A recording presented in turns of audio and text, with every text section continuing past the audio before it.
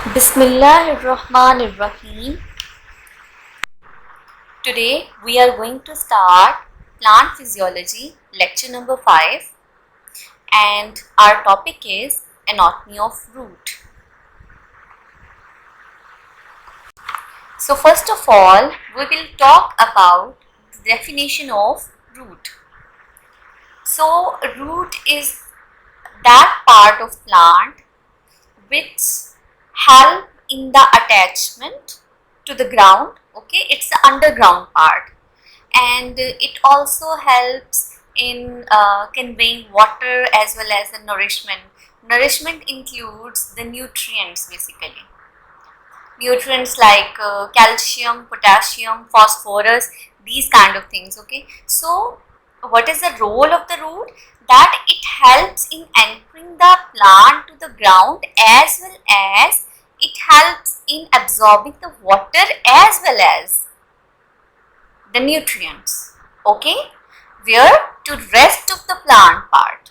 ठीक है, बाकी जितने भी part of the plant हैं like the flowers, the stems और the leaves, उन सबको ये water और nutrients वगैरह जो है वो provide करेगा.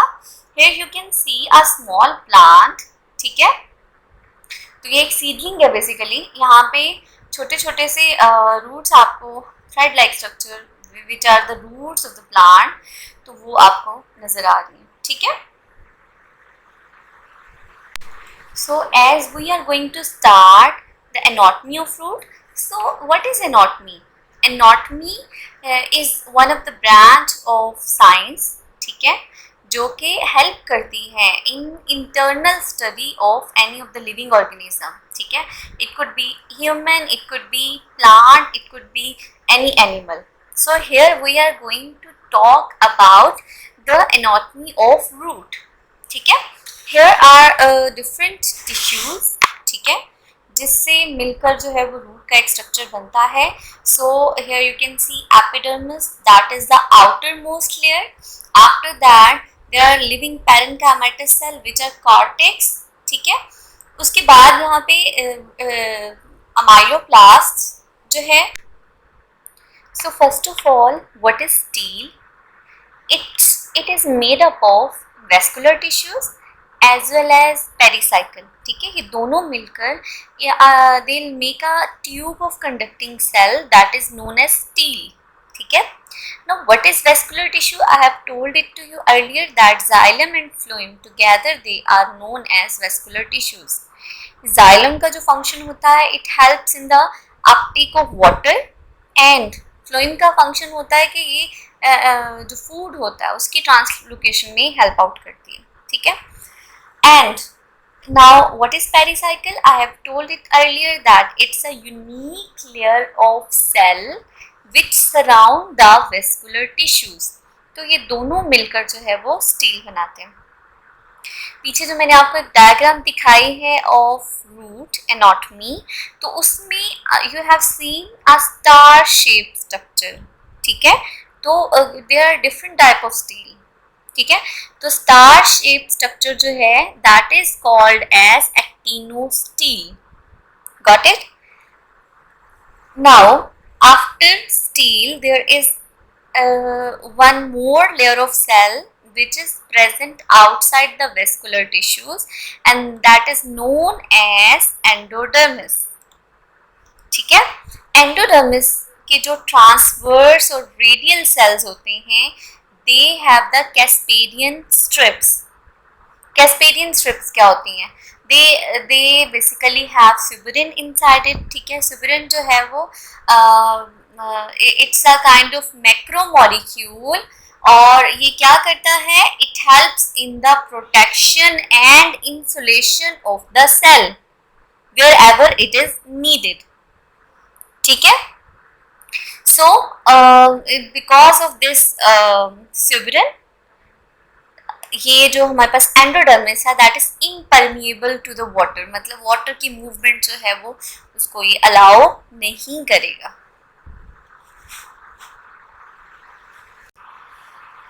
Okay, now what is cortex?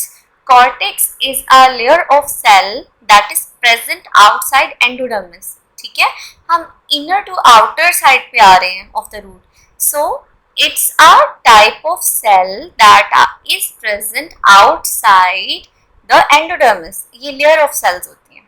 So it consists of basically parenchymatous cell. ठीक है, और ये cells जो होते हैं they are living cells.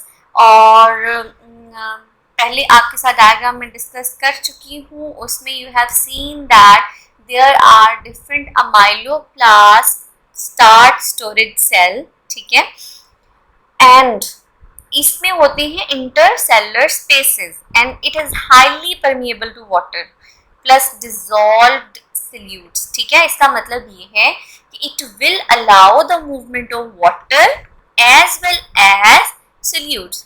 Different जो सॉल्ट्स हैं उसकी भी मूवमेंट अलाउ करेगा और वाटर की मूवमेंट को भी अलाउ करेगा. नाउ आफ्टर कॉर्टेक्स, ठीक है, जो आउटर मोस्ट लेयर होती है that is known as the epidermis. इसका फंक्शन होता है कि ये प्रोटेक्शन प्रोवाइड करती है and it also helps in the absorption of water as well as mineral. You know this thing that root hairs क्या होते हैं, they are the elongation of the epidermal cell. Epidermal cell elongate होकर एक thin thread like structure बनाते हैं जो कि कहलाता है रूट हेयर. ठीक है, what is the role of root hair? अब now you if the root is having a lot of root hairs, तो उसकी वजह से उसका सरफेस एरिया इंक्रीज कर जाता है और वो ज्यादा वाटर और मिनरल्स को एब्जॉर्ब कर सकता है. Got it? So now we will talk about the pathways which is followed by the water through the root. ठीक है, तो there are 3 pathways: apoplastic pathway, symplastic pathway and vacuolar pathway. इससे next slide में there is a diagram जिसमें हम will discuss these 3 in detail. Now we'll talk about the apoplast pathway. Apoplast pathway, first pathway यहाँ पे आपको जो है वो सर्कुलर एक जो है वो एरो से शो हो रहा है that from cell wall of one cell to another cell जो वाटर है उसकी मूवमेंट हो रही है. ये वाटर मूवमेंट होगी कहाँ तक? जहाँ तक कैस्पेरियन स्ट्रिप्स नहीं है. जहाँ पे कैस्पेरियन स्ट्रिप्स आ जाएंगी वहाँ पे वाटर मूवमेंट स्टॉप हो जाएगी. ठीक है, because casparian strips are impermeable to water. Second we have symplastic pathway. तो अगर इस पाथवे